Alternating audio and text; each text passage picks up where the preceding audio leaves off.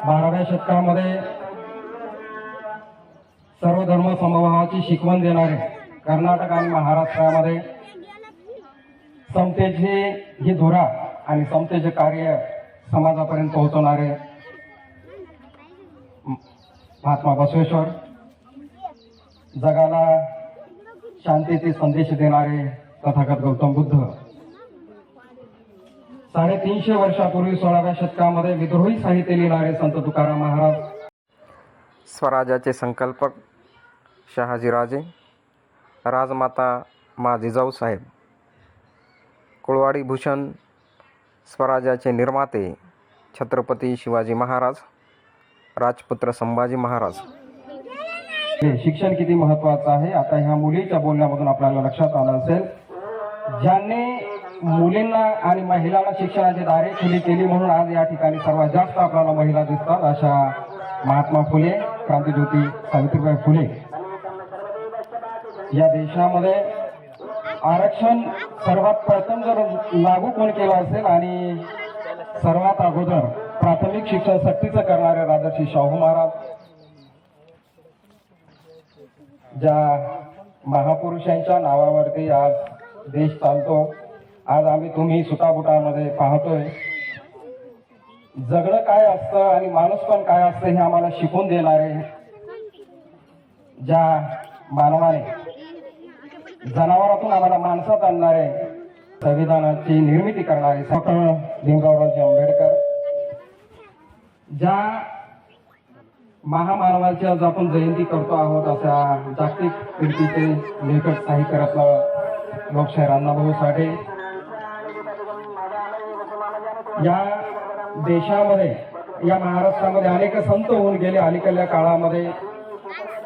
ज्या संतांनी आपल्या डोक्यातले गहाण दूर करण्याचा प्रयत्न ज्या संतांनी केले असे राष्ट्रसंत गाडगेबाबा, राष्ट्रसंत तुकडोजी महाराज, या सर्व महान विभूतींच्या कार्यास मी त्यांच्या स्मृतीस विनम्र अभिवादन करून आज मौजे खुरगाव येथे साहित्यरत्न लोकशाहीर अण्णाभाऊ साठे यांच्या जयंतीनिमित्त उपस्थित मंचावर सर्व गावकरी मंडळी, या जयंती मंडळाचे अध्यक्ष, उपाध्यक्ष, सचिव, सर्व कार्यकर्ते, उपस्थित सर्व गावकरी माता भगिनी आणि सर्व विद्यार्थी मित्रांनो. प्रश्न असा आहे की आता अण्णाभाऊ साठे यांचं साहित्य आणि कार्य याची सुरुवात कुठून करावी. प्रत्येक माणसाला काही आयुष्य मिळालेलं असतं. काही जणांना 100 वर्षाचे, काही जणांना 50 वर्षाचं, काही जणांना 60 वर्षाचं, काही जणांचा कार्यकाळ एवढा अत्यल्प असतो. त्यामध्येच अण्णाभाऊ साठे यांच्या जीवनामध्ये जो काही कार्यकाळ त्यांना मिळाला, अगदी 49 वर्षाचं आयुष्य जगलेले हे अण्णाभाऊ साठे आज 7 समुद्रापार आपली कीर्ती नेतात, ते त्यांच्या साहित्याच्या जोरावरती. आज मला उत्कर्षाचा भविष्य खूप उज्ज्वल दिसतोय, कारण तिने सुरुवात भाषणाची खूप छान पद्धतीने केली. अशी उत्कर्ष हे प्रत्येक घराघरामध्ये जन्माला यावी, त्यासाठी अण्णाभाऊचं साहित्य आपल्याला वाचणं किती गरजेचं आहे. त्यांच्या साहित्यावरती आज मी महिला असल्यामुळे त्यांचं साहित्य किती जगण्याचं महत्वाचं माध्यम आहे यावरती मी बोलणार आहे. कसाब सर खूप छान पद्धतीने पुढे मांडणी करणार आहे. मला खरं तर कसाब सरांचं ऐकायसाठी मी आलोय, पण हातात माईक दिल्यामुळे मी थोडा वेळ बोलणार पण आहे. 350 वर्षापूर्वी या महाराष्ट्रामध्ये जे संत तुकाराम महाराज होऊन गेले 16व्या शतकामध्ये, आणि 20व्या शतकामध्ये 1 ऑगस्ट 1920 साली मातंगवाड्यामध्ये भाऊरावांच्या पोटी, वालुमातेच्या पोटी जे रत्न जन्माला आलं, त्याचं नाव सुद्धा भाऊराव साठे. जेव्हा तुकाराम ठेवत असताना हा विचार आमच्या मनामध्ये येतो, जे का रंजले गांजले त्याशी म्हणी जेव्हा पोले, तोची साधू ओळखावा देव तेथीची जाणावा. हा विज्ञानवादी विचार जेव्हा 350 वर्षापूर्वी संत तुकाराम महाराजांनी मांडला, तोच तुकाराम नाव जेव्हा भाऊराव साठे अण्णाभाऊला देत असताना कदाचित त्यांनी विचार केला असावा, ज्या 350 वर्षापूर्वी तुकाराम महाराजांनी लिहिलेलं साहित्य आणि त्याच्यामध्ये राहिलेली कमतरता, तुकाराम तुला पूर्ण करायचं आहे म्हणून मी तुझं नाव तुकाराम ठेवतोय. नशिबी 1.5 दिवसाची शाळा भयान वास्तव आहे. माणूस पण नाकारलेली ही आपण माणसं आहोत आता, आणि त्यांच्या कार्याचं योगदान जे जाते ह्या सर्व महापुरुषांना जाते. आणि अण्णाभाऊ साठे हे 1.5 दिवसाचं शिक्षण घेतलेला हा पायी प्रवास करून जेव्हा मुंबईला जातोय, मुंबईचा प्रवास हा खडतर आहे, खूप गरिबी, 18 विश्व दारिद्र्य, या दारिद्र्यामध्ये जन्मालेला हा तुकाराम. कारण अण्णाभाऊचं साहित्य जेव्हा वाचतो तेव्हा अण्णाभाऊसाठीच्या प्रत्येक साहित्यामध्ये आम्हाला हे गोष्ट लक्षात येते. कारण अण्णाभाऊसाठी नेहमी म्हणायचे की श्रीमंताच्या घरी फक्त लोकांचं रक्त पिणारे ढेकून जन्माला येतात, क्रांती फक्त गरिबांच्या झोपडीमध्ये तयार होते किंवा निर्माण होते. हे झोपडीमध्ये जन्माला आलेले अण्णाभाऊ साठे वाटेगाव ते मॉस्को पर्यंतचा रशियापर्यंतचा प्रवास करणारे अण्णाभाऊ साठे आहेत. 350 वर्षापूर्वी अण्णा तुकाराम महाराजांनी लिहिलेल्या ह्या ज्या गाथा आहेत ते गाथा अण्णाभाऊ साठेने कोसाबाहेरच्या गावाबाहेरच्या लोकांची जीवन कसं होतं, त्यांना माणूस पण कसं नाकारलेलं होतं, त्याचा संघर्ष काय होता, सर्व जातीचे सर्व धर्माचे लोक एकत्र गोपण्याचं काम, उसाबाहेरची गाथा लिहिण्याचं काम तुकाराम महाराज आपल्या संत तुकाराम महाराजांनंतर अण्णाभाऊ साठेने ह्या तुकारामाने केलेलं आहे. मग असं काय होतं अण्णाभाऊ साठेंच्या ह्या लेखणीमध्ये. आता विद्यार्थी बसलेत आणि शिक्षक म्हणून मला अण्णाभाऊ साठेंच्या साहित्यामध्ये कसाबसर जी मानवाला जगण्यासाठी जे काही मूल्य आहेत 10 मूल्य त्याच्यातले सर्व गाभा मूल्य मला अण्णाभाऊ साठेंच्या साहित्यामध्ये दिसतात. तर ती कोणती मूल्य आहेत? सर्वात पहिलं मूल्य मला अण्णाभाऊ साठेंच्या साहित्यामध्ये दिसते ती म्हणजे वैज्ञानिक दृष्टिकोन, विज्ञानवाद. तो कुठे दिसतो? 1958 साली जेव्हा दादर परिसरामध्ये पहिलं साहित्य संमेलन भरलेलं होतं तेव्हा अण्णाभाऊ साठे म्हणाले, पृथ्वी ही शेषाच्या मस्तकावर तरली नसून ती दीनदलित कष्टकऱ्यांच्या तळहातावर बसलेली आहे. आजही आपण अण्णाभाऊ साठेंच्या पुतळ्याच्या बाजूला किंवा पुतळ्याच्या समोर पृथ्वी 2 हातावरती तरलेली आपण पाहतोय. असा आमचा एक समज होता की पृथ्वी शेषनागाच्या पृथ्वी त्या डोक्यावरती तरलेली आहे. आणि आमची आजी म्हणायची, बापू नागाच्या फण्यावर ओझं झालं की तो हल्ला की भूकंप होतो का रे विद्यार्थ्यांना होतो का? आम्ही विज्ञान शिकलो, भूगोल शिकलो. कशामुळे होतो भूकंप? या पृथ्वीमध्ये एक लावारस असतो तप्त आणि तो इकडून तिकडून हालचाल करत असतो आणि तो उफाळून जेव्हा वर येतो तेव्हा पृथ्वीवरती कंपन होतात आणि काय होतो? भूकंप होतो. त्या अण्णाभाऊ साठेने या लोकांमध्ये विज्ञानवाद दर्शवण्यासाठी तो एक ओळ पण त्याच्यामध्ये एवढा मोठा अर्थ दडलेला आहे की या देशामध्ये जो 18 पुराण, 6 शास्त्र, 4 वेद एका झटक्यात अण्णाभाऊ साठेने एका ओळीमध्ये बाजूला काढलेला आहे आणि ती पृथ्वी तुमच्या आमच्या हातावरती दिलेला आहे. एवढा मोठा विज्ञानवादी लेखक हा अण्णाभाऊ साठे आहे. आमच्या शाळेमध्ये एक उदाहरण सांगतो. विद्यार्थी आहेत 7वी 8वीच्या मुलं दर गुरुवारी काय करायच्या, मुली दुपारून सुट्टी घेऊन घरी जायच्या शाळेत. मी प्रश्न विचारला की मुलं गुरुवारी नेमकं असते काय? एकातल्या लहान मुलीने मला प्रश्न म्हणजे उत्तर दिली की सर म्हणे गुरुवारी आम्हाला घरी पोथी वाचावं लागतं. मी म्हटलं पोथी वाचल्यानं काय होतं? आता तिला घरी कोणी जर सांगितलं असं पोथी वाचल्यामुळे काय चांगला नवरा मिळतो. मी तिला काही प्रश्न विचारले. म्हणलं की सावित्रीबाई फुलेने किती उपवास केले होते तू सांग, तिला महात्मा फुले सारखा नवरा भेटला. रमाईने किती उपवास केले होते सांग बरं तिला डॉक्टर बाबासाहेब आंबेडकरांसारखा जगविख्यात असा द सिम्बॉल ऑफ नॉलेज ज्याला म्हणतो असा पती त्यांना मिळाला. जिजाऊने किती उपवास केले, शहाजी राजासारखा नवरा मिळाला. तिच्याकडे उत्तर नव्हतं. ती कुठेतरी ऐकलेली होती आणि पुढच्या गुरुवारी माझं असं लक्षात आलं की ज्या मुली मला विचारून सुट्टी घेऊन जात होत्या त्या पुढच्या गुरुवारी एकही मुली घरी गेलेली दिसली नाही. हे बदल घडून आणण्यासाठी शिक्षक किती महत्वाचे असतात आणि विद्यार्थ्यांचं मन कवळं असतं. त्यांना जे सांगितलं ते ऐकत असतात कारण वाचन त्यांचं कमी असतं. आई वडिलांची जिम्मेदारी आपली खूप महत्वाची आहे. त्यामुळे हे अण्णाभाऊंचं साहित्य, ह्या महापुरुषांचं साहित्य आपण वाचलं पाहिजे. तो विज्ञानवाद मला त्या अण्णाभाऊ साठेंच्या साहित्यामध्ये मला दिसून आला. यासोबतच अण्णाभाऊ साठेच्या या ओळीमध्ये सर्व श्रम प्रतिष्ठा, श्रमाला महत्व अण्णाभाऊ साठेंनी मिळून दिलेलं आहे. आपण कष्ट करणारी माणसं आहोत आणि आपल्याला जर काम करून जर त्या कामाची मोबदला जर मिळत नसेल आणि प्रतिष्ठा जर मिळत नसेल तर ते काम कशाला करायचं? कारण त्या काळात जुनी कामं आपली अशीच होती, ढोरं ओळायचे.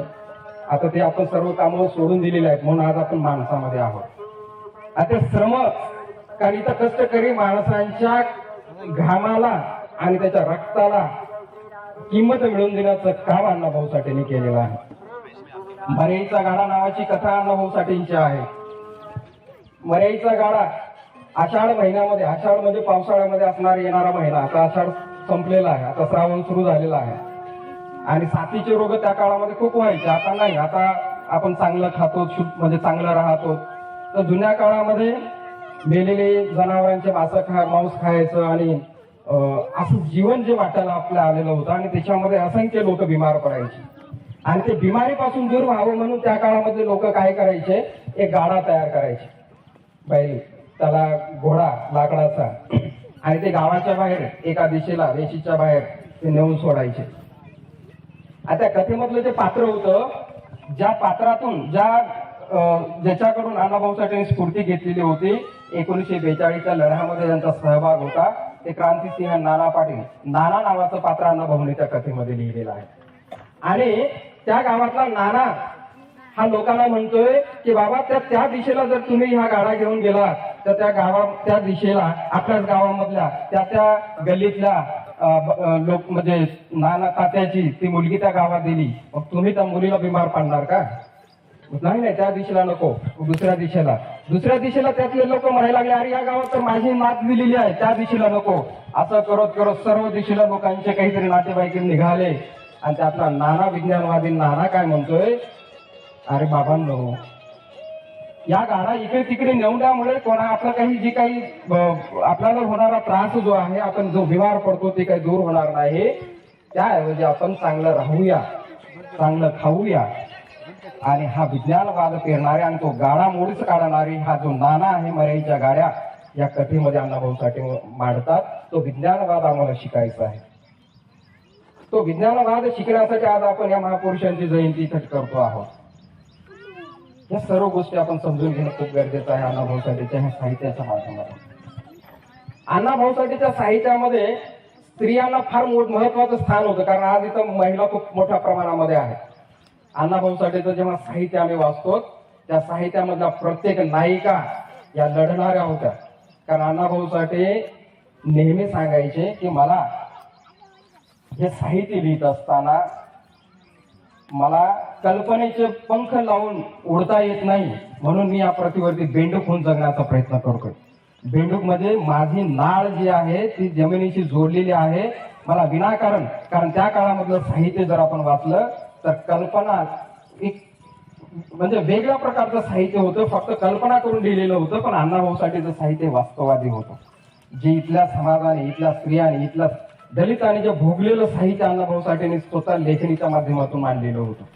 आणि म्हणून अण्णाभाऊच्या साहित्यामध्ये ज्या नायिका आहेत, आवडी असेल, चित्र असेल, या कितीतरी अण्णाभाऊ साठेच्या साहित्यामधल्या ज्या नायिका आहेत, त्या नायिकांच्या हातामधला झाडू बाजूला सारून हातामध्ये तलवार आणि बंदूक देण्याचं काम जर या महाराष्ट्रामध्ये सर्वप्रथम कोण केलं असेल तर त्या साहित्यिकाचं नाव आहे साहित्यरत्न लोकशाहीर अण्णाभाऊ साठे. स्त्री पुरुष समानता ही मूल्य सुद्धा अण्णाभाऊ साठेच्या साहित्यामध्ये कसा तर आपल्याला दिसून येतात.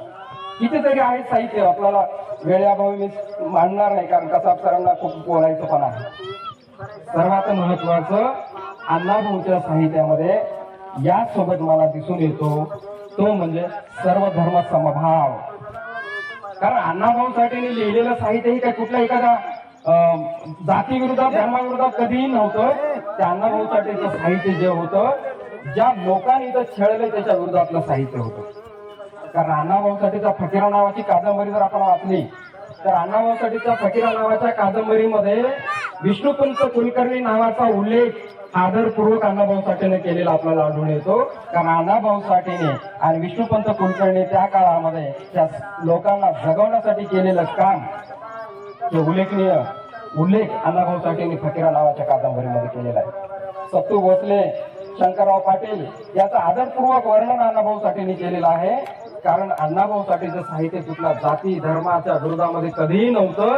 ते होतं ते फक्त ज्या लोकांनी ह्या समाजावरती अन्याय केला त्या अन्यायाच्या विरोधात लेखणी उभारण्याचं काम अण्णाभाऊ साठेंनी केलेलं आहे. आजच्या काळामध्ये आज आपण दोन समाजामध्ये दरी पडलेली पाहतोय. बौद्ध आणि मातंग समाज कुठेतरी आपण बऱ्याच ठिकाणी आपण एकत्र गुणागोविंदाला नांदताना आपण पाहतोय. तर आजही आपल्याला स्पष्टपणे ह्या गोष्टी समजून घेतल्या पाहिजेत. कारण अण्णाभाऊ साठे जेव्हा साहित्याची मांडणी करताना डॉक्टर बाबासाहेब आंबेडकरांनी सर्व साहित्यिकांना एक गोष्ट उद्देशून सांगितलेली होती की बाबांनो, तुम्ही लिहायचं असेल तर मनोरंजनासाठी लिहू नका, तुमची लेखणी झिजवायची असेल त्या तळागाळातल्या लोकांना न्याय मिळवून देण्यासाठी तुमची लेखणी झिजवा. हेच शब्द अण्णाभाऊ साठे शेवटपर्यंत ठरवलेला आहे. 1935 साली डॉक्टर बाबासाहेब आंबेडकरांनी धर्मांतराची शपथ घेतली आणि 14 ऑक्टोबर 1956 साली जेव्हा नागपूर मुकामी डॉक्टर बाबासाहेब आंबेडकरांनी हा धर्म आहे हिंदू धर्म नाकारून बौद्ध धर्म स्वीकारला. तो का स्वीकारला? अनेक गोष्टी आहेत जो धर्म स्वीकारत असताना बाबासाहेबांना झालेल्या यातना आपण वाचलेला आहोत, सर्व सुज्ञ आहोत. आणि जेव्हा हे सर्व बौद्ध धर्म स्वीकारून लोक गावाकडे येत असताना घरी आल्यानंतर त्या लोकांनी बघितलं तर काही जणांचे लोकांची घरं जाळलेली दिसली, काही जणांचे जनावर तोडून सोडून दिलेले दिसले, काही जणांना बेदम मारलेलं लोकांना आढळून आलं. हे वास्तव जेव्हा अण्णाभाऊने डोळ्यांनी बघितलं तेव्हा अण्णाभाऊ साठेने युगांतर नावाच्या पाक्षिकामध्ये एक लेख लिहिला. आणि त्या लेखामध्ये अण्णाभाऊ साठे फार टोकाचं लिहित होते, कारण विद्रोही साहित्यिक अण्णाभाऊ साठे होते. कारण कोणाची मुरवत राखून अण्णाभाऊ साठे कधी लिहित नव्हते. जे सत्य आहे ते सत्य मानण्याचं काम अण्णाभाऊ साठे करत होते. आणि ते युगांतर पाक्षिकामध्ये जो लेख अण्णाभाऊ साठेने लिहिला त्याच्यामध्ये जो उल्लेख अण्णाभाऊ साठेने केला त्या लोकांसाठी एक शब्द अण्णाभाऊ साठेने वापरला, मंडूकनाथाची औलाद नावाचा शब्द वापरलेला होता. आणि अण्णाभाऊ साठे लिहित असताना काय लिहितात की बाबांनो, आता कुठेतरी आम्ही डॉक्टर बाबासाहेब आंबेडकरांमुळे माणसामध्ये आलो होतो आणि तुम्ही धर्म माणसं नाकारलेली माणसं आज जर आम्हाला मारत असाल तर आम्ही जगायचं कसं? आणि म्हणून अण्णाभाऊ साठे ते लेख लिहिले. आणि त्या काळामध्ये काही धर्मांध माणसाने त्या काळामध्ये वेगवेगळ्या जातीचे आड विहिरी वाटून दिलेले होते आणि बौद्ध महार समाजातल्या विहिरीमध्ये आडामध्ये मेलेली जनावर त्या काळामध्ये धर्मांध लोकांनी टाकलेली होती. 10-15 दिवस लोक पाण्याविना तरफडलेले होते. हे वास्तव अण्णाभाऊ साठेंनी त्या पाक्षिकामध्ये मांडलेलं होतं. आणि हेच साहित्याचा धागा धरून अण्णाभाऊ साठे आंबेडकरवादी विचार मांडताना एक कथा लिहितात. विठू महार नावाची कथा अण्णाभाऊ साठेची आहे. विठू महार नावाच्या कथेमध्ये अण्णाभाऊ साठे काय मांडतात? हा विठू नावाचा व्यक्ती त्या काळामध्ये या मराठवाड्यावरती निजामशाही होती आणि या निजामशाहीच्या काळामध्ये विठू महार नावाचा विठू हा लागल त्या हातामध्ये जे काम असेल तो काम करायचा. एका दिवशी त्याला पैसे आले कामाचे आणि म्हणून त्याने नवे कपडे अंगावरती घातले, नवे कपडे घेतले, नवा जोडा घेतला आणि तो गावातून फिरू लागला. काय अवस्था होती त्या काळात बघा. आज आपण सुटाबुटामध्ये आहोत. त्या काळामध्ये तो नवे कपडे घालून जेव्हा फिरू लागला काही लोकांनी त्याला धरलं आणि तो बद बद बद बद त्या विठू महाराला मारायला लागले. त्याला प्रश्न पडला की लोक मला का मारतायत? तो खाली पडलाय, लोक त्याला मारतायत. मार खात खात तो विचारतोय की बाबांनो मला मारताय का? त्यांच्या असं लक्षात आलं की बाबांनो, मी आज नवे कपडे घातल्यामुळे आणि नवा जोडा घालून गावामध्ये फिरल्यामुळे लोक आज मला मारतायत. तेव्हा त्यांनी एक शपथ घेतली, मरेन बघा, जगलो ठीक आहे, जन्माला आलो महार म्हणून, तर मरेन तर महार म्हणून मरणार नाही. मरेल तेव्हा मी दुसऱ्या जातीमध्ये धर्मामध्ये मरेल. कारण 1935 ला बाबासाहेबांनी शपथ घेतली. ती कथेमध्ये अण्णाभाऊ साठे मांडत असताना म्हणतात हा विठू महारासारखं जगलं पाहिजे. आणि 20 वर्षाचा काळ गेला आणि त्या विठवांचं मोठी मुलं झाली आणि तो गावचा जो पाटील होता तो 20 वर्षानंतर आता म्हातारा झाला, त्याची सत्ता गेली आणि 20 वर्षानंतर हा निवडणुकीला उभा राहिला. कारण त्या काळामध्ये निजामांचं संस्थान खालसा झालं, निवडणुका लागल्या आणि त्या निवडणुकीमध्ये हा विठू महार निवडून येतो आणि ज्या चावडीवरती ज्या पाटलांनी याला मारलेलं होतं त्याच खुर्चीमध्ये त्या चावडीवर त्या खुर्चीवरती निवडून येऊन स्वतः तो बसतो आणि तिथं तो शपथ खरी करून दाखवतो. म्हणजे संघर्षाविरोधामध्ये पेटून उठून तो संघर्ष लयास नेणारा हे साहित्य अण्णाभाऊंचं होतं. बुद्धाची शपथ नावाचं साहित्य कथा अण्णाभाऊ साठेने लिहिली. सांगली जिल्ह्यामधले काही मुलं शेळ्या मेंढ्या राखत असताना त्यांच्या जे शेळ्या आहेत चुकून एका शेतामध्ये गेल्या आणि तो शेतातला मालक आला आणि यानं बदलला. आता यांच्या लक्षात आले की आपण घरी जाऊ तर आई वडील पण मारतील. आता आपण काय करूया, इथून नीट पळून जाऊया. शेळ्या सोडून दिला. ते 10-12 वर्षाची मुलं 5-6 पळून जाताना त्यांनी एक शपथ घेतली, बुद्धम शरणम गच्छामि. बुद्धाची शपथ घेऊन शपथेमध्ये काय सांगितलं त्यांनी, जगायचं तर 6 जण एकत्र आणि मरायचं असेल तर 6 जण एकत्र, अजिबात घरी सांगायचं नाही. बसले गाडीमध्ये, ती गाडी गेली मुंबईला. मुंबईला पोहोचल्यावरती त्या ठिकाणी त्यांना टीसीने पकडलं. यांच्याकडे तिकीटही नव्हतं. टीसीने पकडल्याच्या नंतर त्यांना विचारलं, अरे बाबांनो कुठून आला, कुठं चालला? ते म्हणजे सांगलीहून आलो. कुठं जायचं माहित नाही. मुंबई आले. सर्वजण उतरले. टीसीने त्यांना पकडून ठेवलं. त्यावेळेस गिरणी कामगारांचे काही लोक होते, ते सुटलेले होते. टीसी सोबत संवाद साधताना एका गिरणी कामगाराने ऐकलं, अरे हे तर सांगलीचे मुलं आहेत आणि हे सांगलीचे काही लोक, सांगली परिसरातले लोक आमच्या शेजारी राहिला आहे. त्या मुलांना तो जो गिरणी कामगार आहे तो घेऊन जातो आणि त्यांच्या आईवडिलांचा स्वाधीन करतो. आणि या कथेचा शेवट अनुभवसाठी करतात, बुद्धम शरणम गच्छामी. जगाला शांतीचा संदेश देणारे तथागत गौतम बुद्ध आहे. आजही आम्हाला युद्ध नको बुद्ध हवा ही भूमिका आज मांडावी लागते. कारण खरं तर बुद्धाचे विचार किती गरजेचे आहेत अण्णाभाऊसाठेच्या साहित्यामधून आपल्याला लक्षात येतो. एवढंच काय, बघा हे जे 2 हात आहेत आणि 10 बोट काय करू शकतात, तुम्हाला एक उदाहरण सांगतो. ज्यावेळेस छत्रपती शिवाजी महाराजांनी जेवढे काही गड किल्ले जिंकले त्याच्यामधल्या एका किल्ल्याची तोफ राजर्षी शाहू महाराजांनी वितळवली आणि त्या तोफेचा नांगर करून शेतकऱ्यांच्या शेतामध्ये त्यांनी सांगितलं की या नांगराचा उपयोग करून शेतामध्ये पीक पेरा. त्या ज्यावेळेस गरज होती युद्धाची, आता युद्ध संपलेलं आहे, त्याचा उपयोग 2 हात असतील तर काय करू शकते.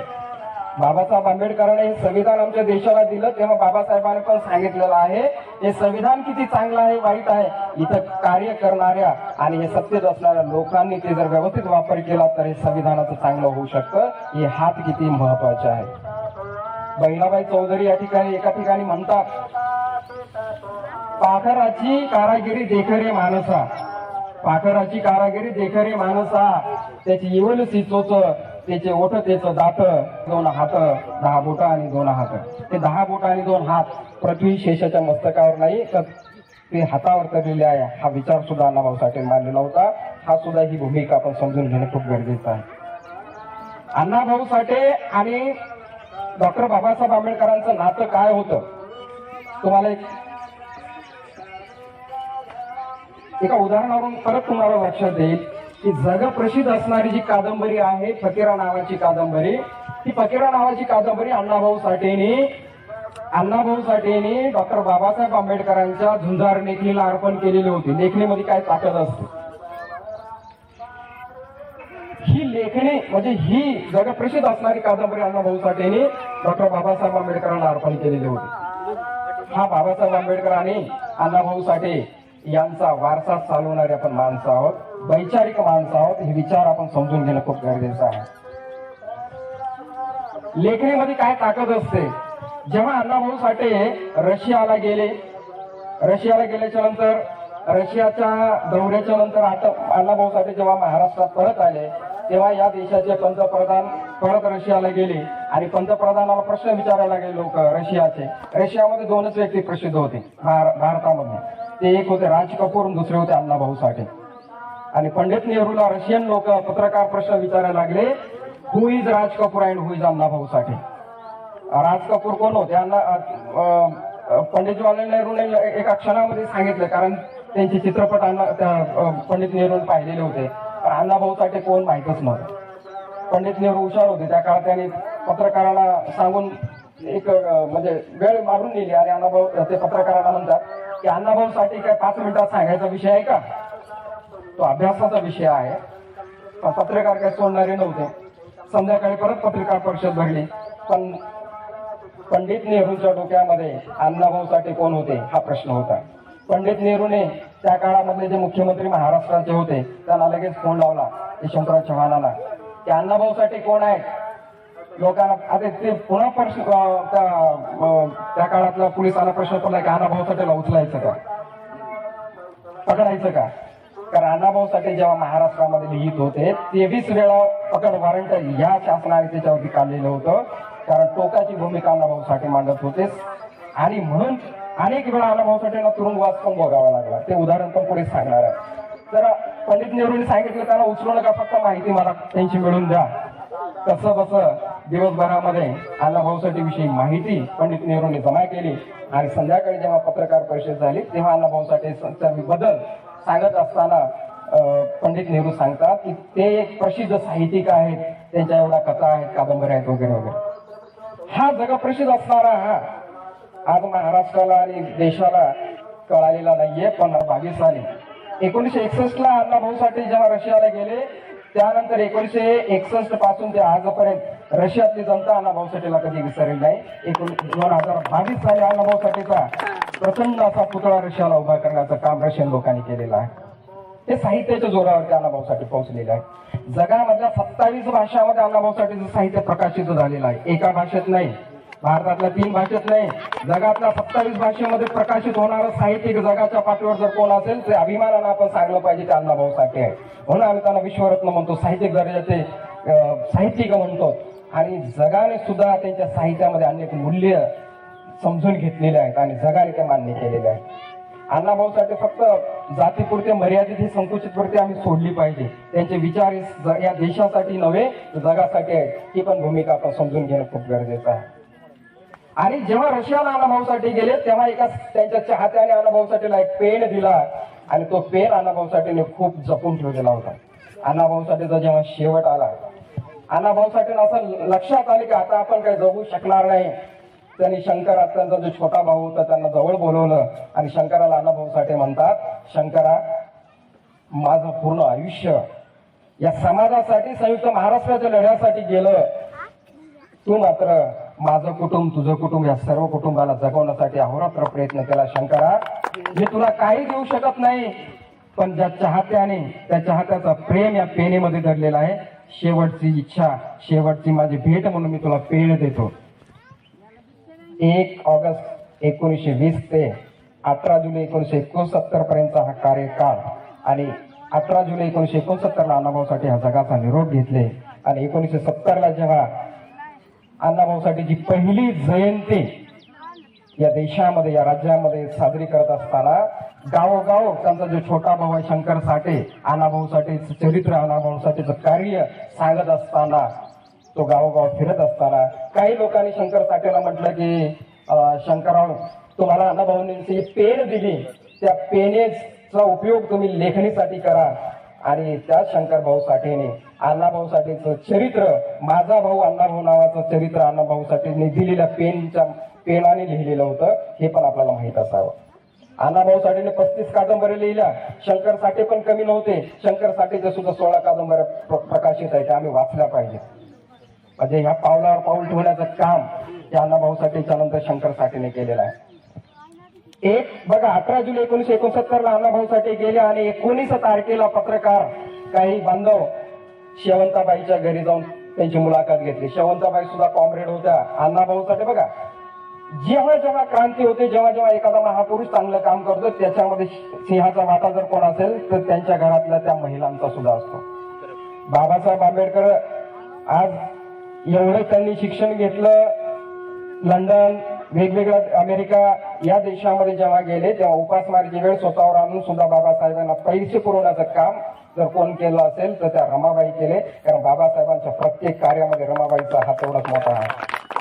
तसा अण्णाभाऊ साठेच्या एवढ्या साहित्यामध्ये आणि एवढ्या या झंझावातामध्ये शेवंताबाईचं काम तेवढंच महत्वाचं, महिला म्हणून आपण समजून घेतलं पाहिजे. जेव्हा पत्रकार त्या शेवंताबाईला प्रश्न विचारला तेव्हा शेवंताबाईने शेवट उत्तर फार छान दिले. पत्रकारांनी प्रश्न विचारला की अण्णाभाऊ गेले याचं दुःख तुम्हाला आहे का? क्षणभर हसला शेवंताबाई, म्हणताय अण्णाभाऊ गेले याचं दुःख आहे, पण तुम्ही म्हणाल तेवढं नाही, कारण अण्णाभाऊ माझ्यासाठी कधी जगलेच नाहीये. तुम्ही दुःख काय असं म्हणा. अण्णाभाऊसाठी जगले ते या महाराष्ट्रातल्या लोकांसाठी आणि अण्णाभाऊसाठी मेले या महाराष्ट्राच्या भूमीसाठी. ही गोष्ट आपण समजून घेतली पाहिजे की या महापुरुषांचे विचार आपल्याला जगवणं किती महत्वाचे आहे. मग अण्णाभाऊसाठी केवळ महाराष्ट्रापुरते होते का? नाहीये मित्रांनो, हे पण गोष्ट समजून घेतलं पाहिजे की अण्णाभाऊसाठीला फक्त साहित्यात बांधून ठेवायचं का? या महाराष्ट्र, या बघा, महाराष्ट्राची राजधानी आज मुंबई आम्ही म्हणतोय आणि पुन्हा आपण भाषणाचे शेवट जय महाराष्ट्र म्हणतोय. या महाराष्ट्राला ही मुंबई मिळवून देण्यामध्ये सर्वात मोठी भूमिका जर कोणाची असेल तर ती होती अण्णाभाऊ साठेची. या महाराष्ट्र 1 मे 1960 साली या महाराष्ट्राची निर्मिती झाली. त्याच्या अगोदर 1947 ला आपल्या देशाला स्वातंत्र्य मिळालं. हा जो कालखंड होता तो मुंबई प्रांत आहे. त्या मुंबई प्रांताचे त्या काळचे मुख्यमंत्री मोरारजी देसाई आणि त्याच्यासोबत काम करणारे सखा पाटील, या सर्वांचा विचार आला. ही महाराष्ट्र गुजरातला जोडली जात होती तेव्हा अण्णाभाऊ साठे काही शांत बसणारे होते? लाल बावटा कला पथकार यांच्या माध्यमातून अण्णाभाऊ साठे ही जनजागृती करत होते, मुंबईचं महत्व समजून सांग. त्यावेळेस अनेक वेळा अण्णाभाऊ साठेला अटक वॉरंट पण निघाली. अमरावतीच्या जेलमध्ये अण्णाभाऊ साठेला बराकीमध्ये सुद्धा अटक करण्यात आलं होतं. तिथं सुद्धा अण्णाभाऊ साठे शांत बसलेला आहे. त्याच्यासोबत बराकीचा जो साथीदार होता त्याच्यासोबतचं वर्णन अण्णाभाऊ साठे एक कथा लिहितात, भूमक्या नावाची कथा. हंटरचे फटके सुद्धा अण्णाभाऊ साठेने खाल्लेले आहे तुमच्या आमच्यासाठी, हे महाराष्ट्र मुंबईला जोडण्यासाठी, म्हणजे महाराष्ट्राला मुंबई जोडण्यासाठी. आणि ही माझी महिना गावाकडे राहिली, माझ्या जीवाची होती या कायली, ही छक्कड अण्णाभाऊ साठेने लिहिली. आणि या महाराष्ट्र आणि मुंबईचं महत्व अनेक पत्रकार अण्णाभाऊला विचारायला लागले, अरे तुम्ही तर कामगार आहे, तुम्हाला काय करायची मुंबई? मुंबई धनदाखला लोकांची आहे. मुंबईचं वर्णन सुद्धा अण्णाभाऊ साठेने खूप छान लिहिलेलं आहे माझी म्हणजे मुंबईचे लावणीमध्ये. आपण जर बघितलं तर ते मुंबई किती महत्वाची आहे. तेव्हा उत्तर देताना अण्णाभाऊ साठे म्हणतात की जसं गरुडाला पंख, जसे गरुडाला पंख आणि वाघाला नख, तशी ही मुंबई महाराष्ट्र मुलकाला महत्वाची आहे. जर त्या गरुडाचे पंख छाटले, त्या गरुडाचा काय होईल? उडता येईल का? गरुडाला पंख आहेत म्हणून आकाशाला गवसणी घालण्याचं स्वप्न गरुड पाहू शकतो, आणि वाघाला नख आहेत म्हणून तो डरकाळी फोडू शकतो. तेवढी महत्वाची मुंबई ही महाराष्ट्र मुलकाची आहे. मुंबई आमची आहे, माझी आहे. महाराष्ट्र ही महाराष्ट्राची आणि मराठी माणसांची मुंबई आहे तळटून सांगणारे अण्णाभाऊ साठे होते. तेव्हा मुंबई महाराष्ट्राला मिळाली. बरं, महाराष्ट्राला मुंबई मिळालं एवढं स्मित कार्य अण्णाभाऊ साठेचं होतं का? याच्या पुढे जाऊन अण्णाभाऊ साठेचं कार्य आपण समजून घेऊया. 1947 ला आपल्या या देशाला स्वातंत्र्य मिळालं, पण गोवा आजही राज्यमुक्त झालेलं नव्हतं. पोर्तुगीजांच्या अधिपत्याखाली गोवा राज्य होतं. हे न अण्णाभाऊ साठेंचं काही पैलू म्हणजे आपण ऐकलेलं नाही, त्या 2 मिनिटांमध्ये आपण समजून घ्या. तेव्हा अण्णाभाऊ साठेने महाराष्ट्र जसं मुंबईला जसं महाराष्ट्रामध्ये मुंबई जोडून दिली महाराष्ट्राला, तसं गोवा मुक्ती लढ्यामध्ये सुद्धा अण्णाभाऊ साठेने पोवाडा लिहिला होता, गोव्याकडे चला नावाचा. म्हणजे केवळ महाराष्ट्रापुरती मर्यादित नव्हते, तेलंगणावर पोवाडा अण्णाभाऊ साठेने लिहिलेला आहे.